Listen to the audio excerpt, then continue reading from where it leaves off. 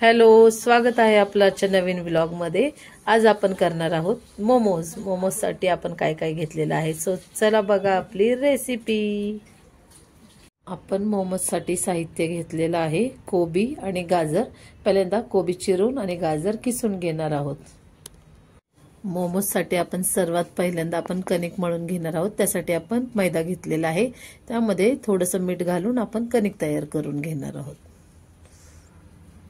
आपलं कणिक मळून झालेलं आहे। आता आपण ते 10 ते 15 मिनिटांसाठी भिजत ठेवणार आहोत।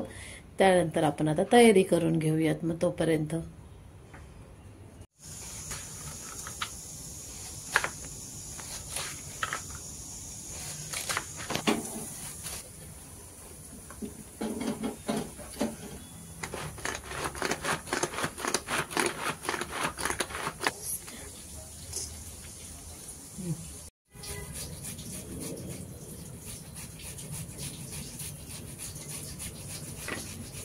मिरची, आलं, लसूण आपण जरा भरभरीत कुटून घेऊयात। याला त्याची पेस्ट करून घेऊयात। आपण आता कढई गरम करून त्याच्यामध्ये तेल ठेवून त्याच्यामध्ये आपलं जे आपण आलं, लसूण आणि मिरची वाटलेली आहे त्याची पेस्ट आपण परतून घेणार आहोत। थोडंसं मीठ टाकून घेणार आहोत।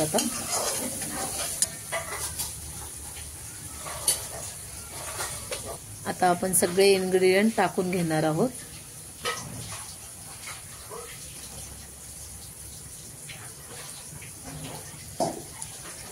आपण ह्यामध्ये गाजर, कोबी आणि कांदा हे 3 गोष्टी घेतलेल्या आहेत। भाजी तयार होत आलेली आहे। आता आपण ह्याच्यामध्ये ब्लॅक पेपर टाकणार आहोत। ब्लॅक पेपर,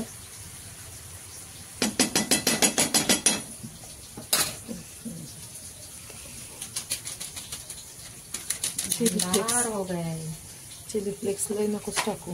नाही नावाला टाकायचं, कारण ऑलरेडी ते आपण हे टाकलंय ना।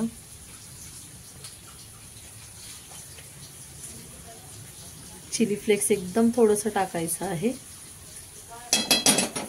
रेड चिली सॉस आपण टाकून घेणार आहोत, चिंग्सचं।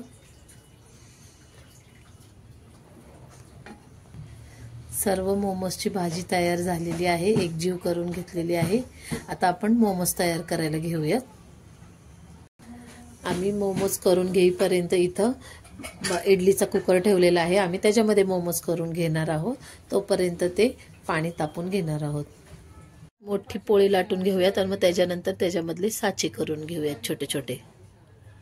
स्टार्ट।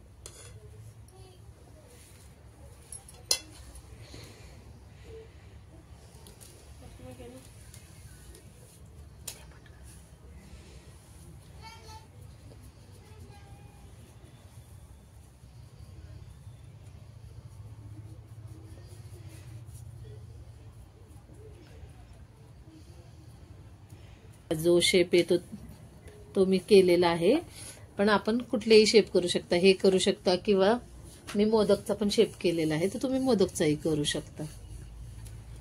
आपले मोमोज मस्त तयार झालेले आहेत। आपण त्यासोबत शेजवान चटणी घेतलेली आहे चिंग्सची खाण्यासाठी। सो आपली रेसिपी कशी वाटली आपल्या चॅनलला लाईक, शेअर, सबस्क्राईब करून नक्की सांगा। थँक्यू।